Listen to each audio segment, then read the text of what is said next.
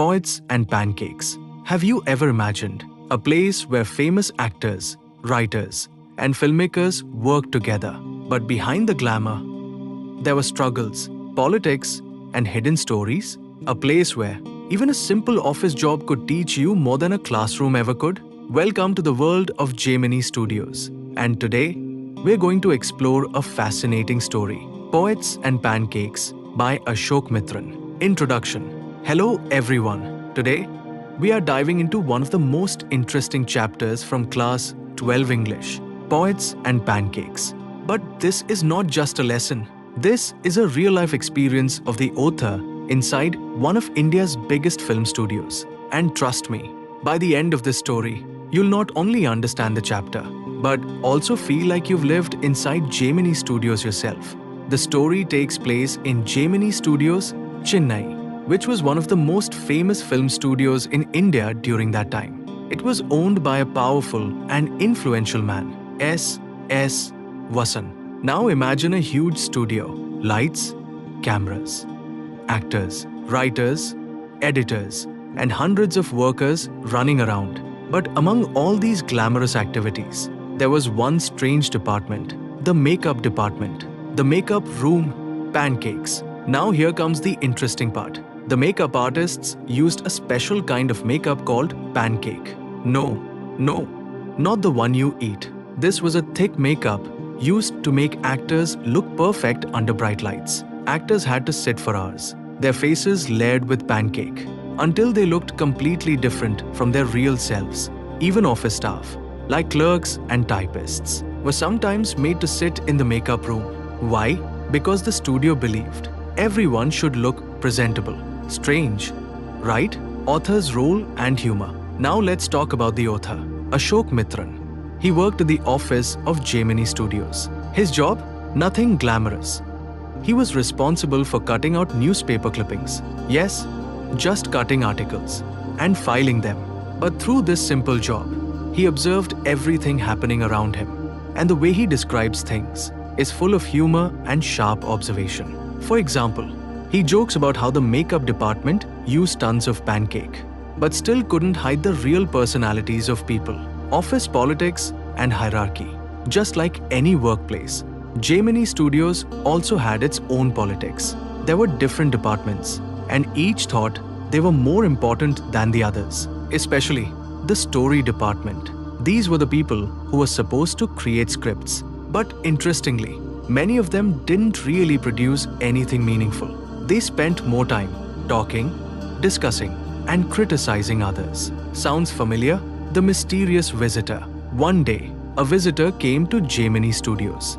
He was invited to give a speech. Everyone expected something exciting, but when he started speaking, no one understood anything. His speech was confusing, full of complex ideas, and completely disconnected from the audience. People got bored, restless, and just wanted it to end. Later, the author reveals that the speaker was actually a famous English poet, Stephen Spender. Imagine that, a world-famous poet, but completely misunderstood by his audience. Irony and realization. This is where the story becomes deeper. The author realizes something important. Sometimes, great people are not recognized simply because the audience is not ready to understand them. And sometimes, people pretend to be knowledgeable, but actually don't understand anything. This creates a powerful irony in the story. Message and conclusion. So what does this story teach us?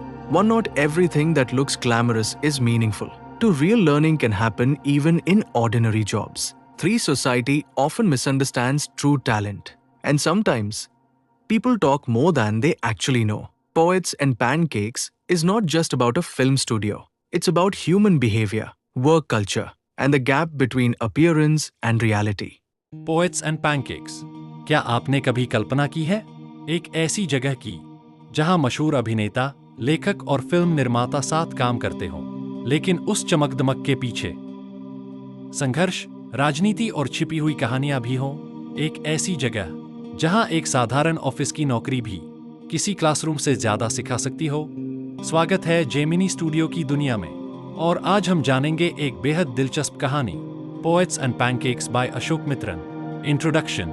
नमस्कार दोस्तों, आज हम कक्षा 12 अंग्रेजी के एक बहुत ही रोचक अध्याय पोएट्स एंड पैनकेक्स को समझने जा रहे हैं। लेकिन यह सिर्फ एक पाठ नहीं है, यह लेखक का असली अनुभव है जो उन्होंने भारत के सबसे बड़े फिल्म स्टूडियो में काम करते हुए पाया। और यकीन मानिए, इस कहानी के अंत तक आपको ऐसा लगेगा जैसे आप खुद जेमिनी स्टूडियो के अंदर रहकर यह सब देख रहे हो। जेमिनी स्टूडियो की दुनिया। यह कहानी चेन्नई के जेमिनी स्टूडियो में घटित होती है, जो उस समय भारत के सबसे प्रसिद्ध फिल्म स्टूडियो में से एक था।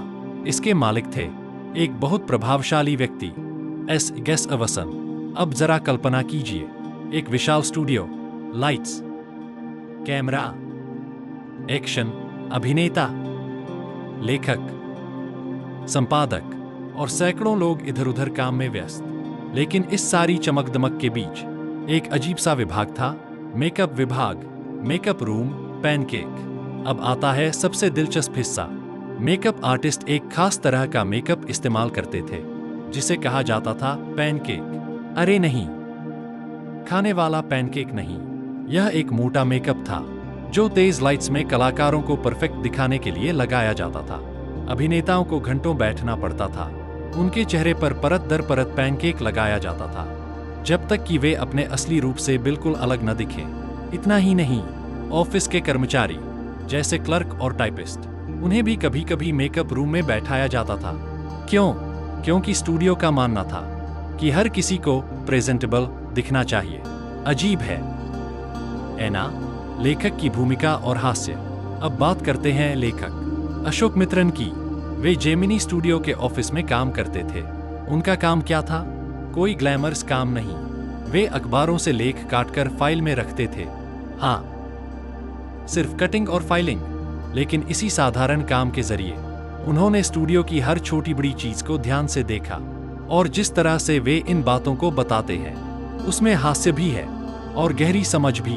जैसे वे मजाक में कहते हैं कि मेकअप विभाग कितना भी पैनकेक लगा ले, लोगों की असली सोच और स्वभाव छुप नहीं सकता।